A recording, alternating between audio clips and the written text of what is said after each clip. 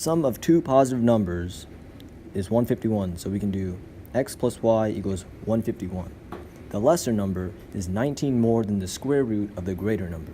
So, right, I want to make x the lesser number, so we can do x is less than y. It doesn't really matter which one you pick, but I find that it's easier to just make x less than y.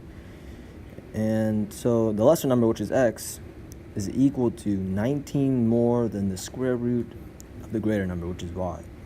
What is the value of the greater number minus the lesser number? So what we're trying to find is y minus x, but we'll save that for later. Put that off to the side. And right now we want to solve for y to plug back into this equation.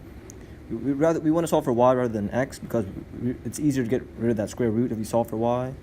So we can do square root of y equals x minus 19.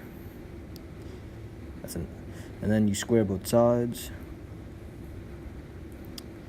And keep in mind that x minus 19 squared is not x squared minus 19 squared. You actually have to FOIL it out.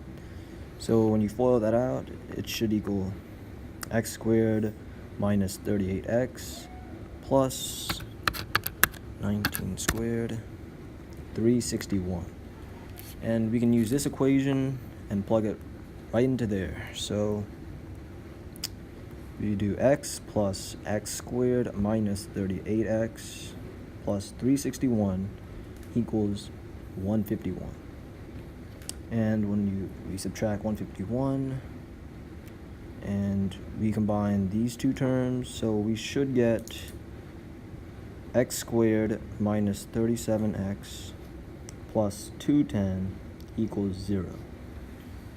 So to solve this equation, we should look at the terms for this c value right here and see if any of the factors go into 37. And so when we do that, just do prime factorization, and we can do the terms that the factors of 210 to be 70 and 3, and then these and 70 is 7 and 10. So when we look at these terms, we need to try to find a way for these terms to add up to 37. And we find that we can just do 3 times 10 plus 7. So we rewrite this as x minus 7 times x minus 30 equals 7.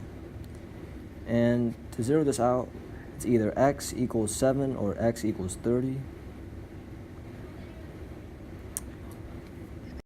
So we have to test out for both terms. So when we're solving for x, we're going to use this equation right here. So we have x, 7 equals 19 plus square root of y. And when we subtract 19 on the other side, we get square root of y equals negative 12. And we know that square roots cannot be negative.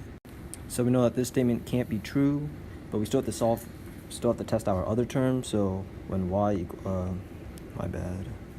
x equals 30, you plug that into this equation. 30 equals 19 plus square root of y.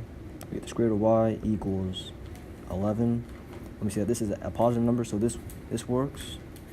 And we now know that x is equal to 30. And when we plug that in our other equation,